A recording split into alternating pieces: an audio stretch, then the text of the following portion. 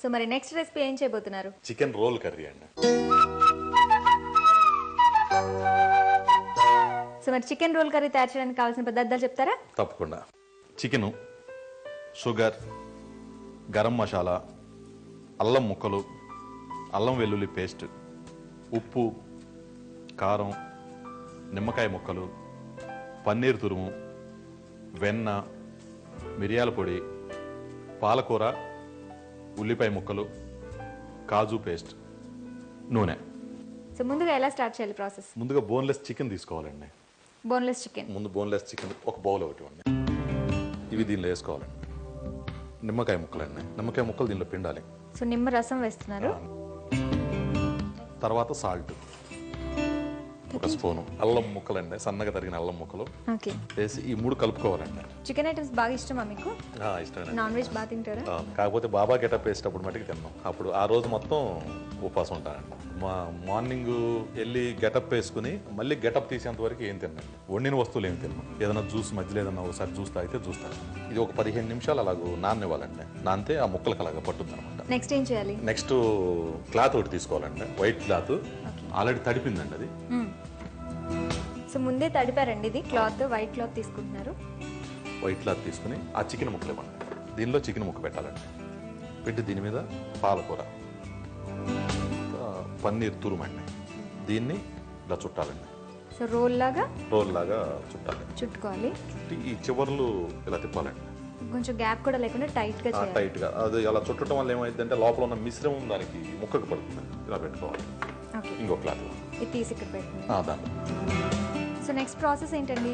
వీటిని చేసినాక వీటికి దారం చుట్టాలండి. అక్కడ దారం కొంచెం హెల్ప్ చేయాలి మీరు. దారం చుట్టండి. సో ఇలా 2 edges కి నాట్ వేయాలండి. సో నాట్ వేసేసాం కదండి. బాండి తీసుకోండి. స్టవ్ వెలిగించిన. అవునండి. దానిలో కొంచెం వాటర్ పోయండి. చూడండి. ఓకే, సరిపోతుంది. కొంచెం మరగనివ్వాలండి. అయితే ఇంకా మీరు ఖాళీ టైంలో ఏం చేస్తుంటారు? ఖాళీ టైంలో ప్రొఫెషనల్ అదేనండి. ఖాళీ టైంలో ఏం చేస్తుంటాను, ఇంకా టీవీ చూడటం, బుక్స్ చదవటం అలా చేస్తుంటాను. బుక్స్ స్పెషల్గా ఇంట్రెస్ట్ ఏదైనా ఉందా యాక్టింగ్ కాకుండా? యాక్టింగ్ కాకుండా వేరేదంటూ ఏం లేదు. మామూలు క్రికెట్ ఆడుతుంటాను. క్రికెట్ అంటే కొంచెం ఇష్టం. ఓల్డ్ సీనియర్ ఆర్టిస్టులు చాలా మంది ఉంటారు కదా, వాళ్ళలో మీకు ఎవరంటే ఇష్టం? మన తెలుగులో వచ్చేసి మహేష్ బాబు అంటేనే ఇష్టం. సో ఇప్పుడు గురించే చెప్తున్నారు మీరు. అంటే ఒకరిని చూసి మనం చాలా మెస్మరైజ్ అయిపోతాం, ఈయన బాగా చేస్తారు యాక్టింగ్, ఆయన రోల్ మోడల్ అలా ఎవరైనా ఉన్నారా? ప్రకాష్ రాజ్ గారు.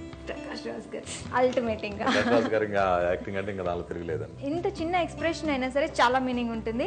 అలా అంత బాగా చేస్తారు కూడా ఆయన. ప్రతి ఆయన చూస్తే ప్రతి ఫ్రేమ్ లో క్యారెక్టర్ కనపడుతుంది. అక్కడ ప్రకాష్ రాజ్ గారు కనపడదు, ఆ క్యారెక్టర్ కనపడుతుంది. అందు గురించి అని చెప్పి ఆయన మంచి ఆర్టిస్ట్. యాక్టింగ్ వైజ్ లో మీరు సీరియస్నెస్ ఎక్కువ ఇష్టం చూపిస్తూ ఉంటారా, లేకపోతే కామ్ గా, లేకపోతే సైలెంట్ గా ఉండే క్యారెక్టర్స్ ఇష్టమా? ఎక్కువ సీరియస్ క్యారెక్టర్లో ఎక్కువ ఇష్టపడతానండి. ఫెరోషియస్ ఆ టైప్ క్యారెక్టర్లు అనుకోండి. ఈ సాఫ్ట్ క్యారెక్టర్లు అనుకోండి చేస్తానే ఉంటాం, కానీ అది ఎలివేట్ అవడం కొంచెం తక్కువ అనమాట. లేడీస్ కి ఎక్కువ పేరు తెస్తే సాఫ్ట్ క్యారెక్టర్ లేడీస్ కి ఎక్కువ పేరు తెస్తాయి. సో వాటర్ బాయిల్ అయింది కదండి. అవునవునండి. ఇప్పుడు ఈ ముక్కలు పెట్టాలండి. సో ఇలా మరుగుతున్న నీళ్ళలో వేయాలి. అవును. ఈ రెసిపీ ఎక్కడ నేర్చుకున్నారు? ఇది మా మదర్ దగ్గర అండి. సో అమ్మ చేతి వంట కమ్మగా ఉంటుందా, ఇల్లాల చేతి వంట కమ్మగా ఉంటుందా? ఫస్ట్ అమ్మ చేతి వంటే కదండి. మూత పెడదామండి. వింటున్నారా అండి? మీ మిస్సెస్ పేరేంటి? శ్రావణి గారు. మీ వారు ఏమంటున్నారా? విన్నారా? అమ్మ చేతి వంట కమ్మగానే ఉంటుంది. మళ్ళీ అక్కడికి ఆపేసారు ఎందుకు? అంటే శ్రావణి గారు చేసే వంట కూడా బాగానే ఉంటుంది. కాకపోతే ఏంటంటే అమ్మ వంట ముందు అంతగా ఉండదు. అమ్మ అంటే గ్రేట్ ఎప్పటికైనా సరే. సో నిజమేనండి, అమ్మ చేతి వంట ఎవరికైనా కమ్మగా ఉంటుంది. శ్రావణి గారు, మీ పిల్లలకి మీ చేతి వంట కమ్మగా ఉంటుందిలేండి. సరేనా? సో మూత పెట్టాం కదండి, కొంచెంసేపు ఉడికించాలా? కొంచెంసేపు ఉడికించాలండి. మీ మ్యారేజ్ కి ముందు పెళ్లి చూపులు జరిగి ఉంటాయి కదా, ఎందుకు నచ్చారు మీ శ్రావణి? అంటే ఫస్ట్ టైం చూశాను కదండి. ఫస్ట్ టైం చూడటం అంత ముందు ఇంత మట్టికి ఎప్పుడు పెళ్లి చూపు చూడలేదు.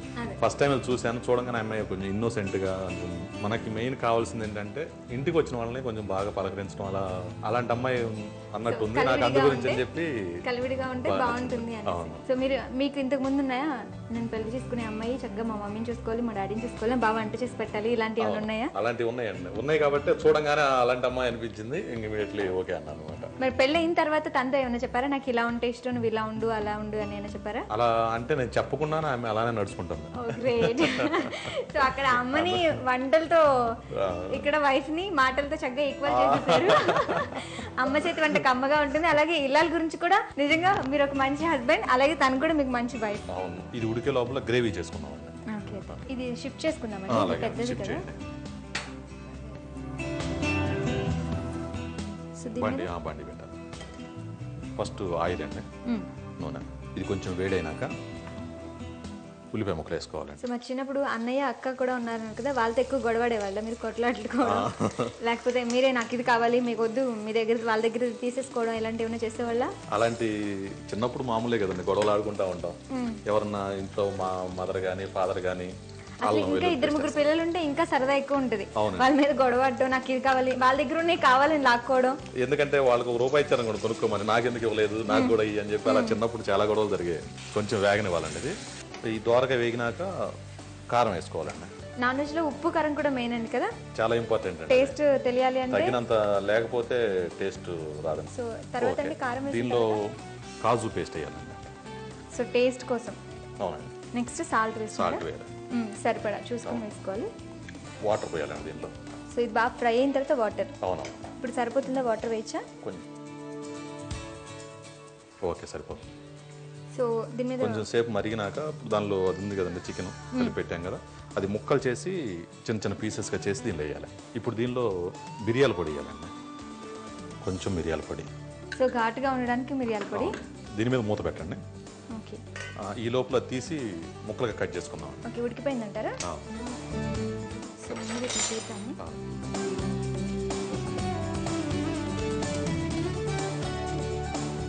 వీటిని పీసెస్ లా కట్ చేసుకోవాలి. ఇప్పుడు గ్రేవీ ఉడికిందో లేదో చూద్దామండి. ఓకే. సో గ్రేవీ ఆల్మోస్ట్ దగ్గర పడిపోయింది కదండి. మాక్సిమం అయిపోయిందండి. సో ముందు ముక్కలు వేసేయమంటారు. ముక్కలు వేసేయండి. ముందు బాగా ఉడికించాము, మళ్ళీ గ్రేవీలో కొంచెం సేపు. కొంచెం మంట కొంచెం. ఇప్పుడు గరం మసాలా వేయాలి.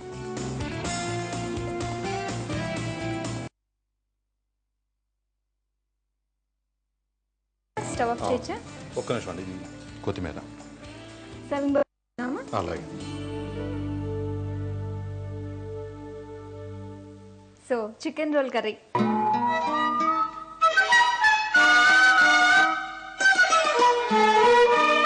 దీనికి కావాల్సిన పదార్థాలు, తయారు చేసే విధానం మరోసారి చూద్దామా? చికెన్ రోల్ కర్రీ తయారు చేయడానికి కావాల్సిన పదార్థాలు: చికెన్, నిమ్మకాయలు, మిరియాల పొడి, ఉప్పు, అల్లం, కారం, పాలకూర, పన్నీర్, జీడిపప్పు, ఉల్లిపాయలు, అల్లం వెల్లుల్లి పేస్ట్, పంచదార, వెన్న, నూనె, garam masala. Chicken roll curry తయారు చేసే విధానం: పలుచటి తడిబట్ట మీద వేసి పాలకూర ఆకు అలాగే సన్నగా తురిమిన పన్నీర్ను వేసి తర్వాత రోల్స్లా చుట్టి తర్వాత దారంతో 2 వైపులా కట్టాలి. వీటిని మరుగుతున్న నీటిలో వేసి బాగా ఉడికించాలి. ఇవి ఉడికేలోపుగా మనం గ్రేవీ తయారు చేసుకోవాలి. ఒక పాన్లో నూనె వేసి సన్నగా తరిగిన ఉల్లిపాయ ముక్కలు, అల్లం వెల్లుల్లి ముద్ద వేసి దోరగా వేయించాలి. తర్వాత ఇందులో కారం వేసి కలిపి బాగా ఉడికించాలి. ఇప్పుడు జీడిపప్పు పేస్ట్ కూడా వేసి తగినంత ఉప్పు వేసి ఉడికించాలి. 2 కప్పుల నీళ్లు పోసి ఇలా ఉడికిన మిశ్రమంలో ముందుగా మనం ఉడకబెట్టుకున్న చికెన్ పీసెస్ వేసుకుని చివరిగా చిటికెడు పంచదార, గరం మసాలా పౌడర్, కొత్తిమీర వేసి స్టవ్ ఆఫ్ చేసుకోవాలి.